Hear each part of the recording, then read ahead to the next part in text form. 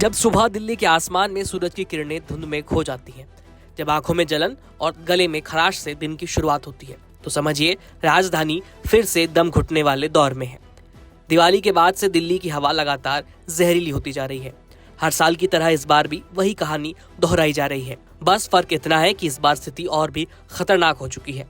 भारतीय मौसम विभाग और केंद्रीय प्रदूषण नियंत्रण बोर्ड की रिपोर्ट के मुताबिक दिल्ली का एयर क्वालिटी इंडेक्स यानी AQI 373 तक पहुंच गया है, जो बहुत खराब श्रेणी में आता है।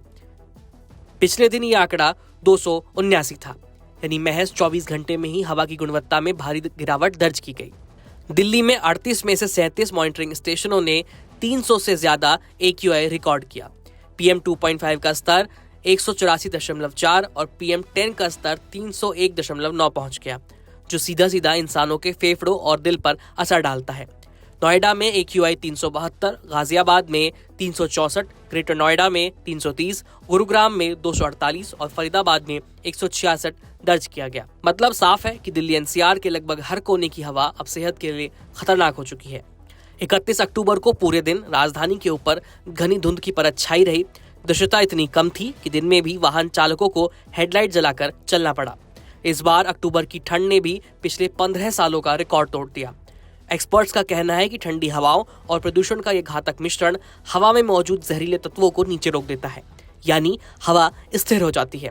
प्रदूषक ऊपर नहीं जा पाते, इसलिए ये धुंध और स्मॉग लगातार बना रहता है। मौसम विभाग ने चेतावनी दी है कि अगले 5 से 6 दिनों तक दिल्ली स्मॉग की गिरफ्त में रह सकती है। अब सवाल उठता है कि आखिर दिल्ली की हवा हर साल ऐसी क्यों हो जाती है। तो IMD के आंकड़ों के मुताबिक दिल्ली में PM 2.5 के स्तर में सबसे बड़ा योगदान है परिवहन यानी ट्रांसपोर्ट का, जो कि है 16%। यानी सड़कों पर दौड़ते वाहन सबसे ज्यादा जहरीली गैसें छोड़ते हैं। इसके अलावा पराली जलाने से करीब 6%, घरेलू प्रदूषण से करीब 4% योगदान दर्ज किया गया है। नोएडा और गाजियाबाद जैसे शहरों में भी प्रदूषक कण दिल्ली की हवा में मिल रहे हैं।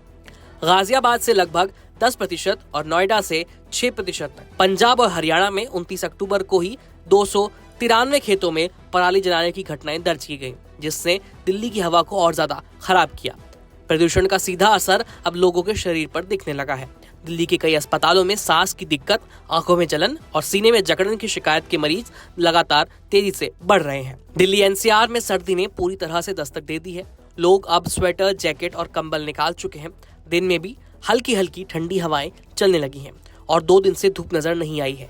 IMD के मुताबिक 1 नवंबर से 5 नवंबर तक ठंड बढ़ने की संभावना पूरी दिखाई देती है और सुबह के समय घना कोहरा देखने को मिल सकता है। दिल्ली ही नहीं बल्कि पूरा उत्तर भारत इस समय बदलते मौसम के तेवर झेल रहा है।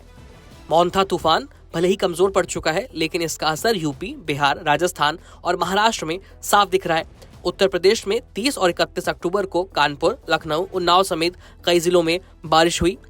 बिहार के पटना, नालंदा, सारण और भोजपुर में भी गरज के साथ हल्की बारिश का अनुमान है।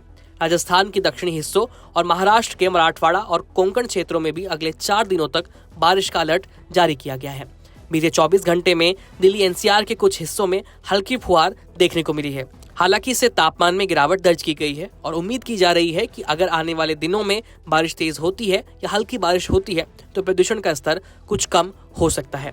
बारिश की वजह से हवा में मौजूद PM 2.5 और PM10 कण नीचे बैठ जाते हैं, जिससे स्मॉग कुछ समय के लिए छट सकता है, लेकिन साथ ही ठंड और कोहरा और ज्यादा बढ़ने की संभावना भी बनी रहती है। दिल्ली की हवा अब सिर्फ एक मौसमी समस्या नहीं रही, ये एक हेल्थ इमरजेंसी बन चुकी है। हर साल दिवाली के बाद दिल्ली वही गलती दोहराती है, वही पराली, वही धुआं और वही जाम। समाधान सिर्फ सरकार या मौसम पर निर्भर नहीं बल्कि हम सब पर है। अगर हर नागरिक अपनी जिम्मेदारी निभाए, गाड़ी कम चलाए, सार्वजनिक परिवहन का इस्तेमाल करे और पराली जैसे मसलों पर टिकाऊ समाधान निकाले, तो शायद अगली सर्दी में दिल्ली की सुबह इतनी धुंधली न हो। फिलहाल इस खबर में इतना ही। देखते रहिए कड़क। धन्यवाद।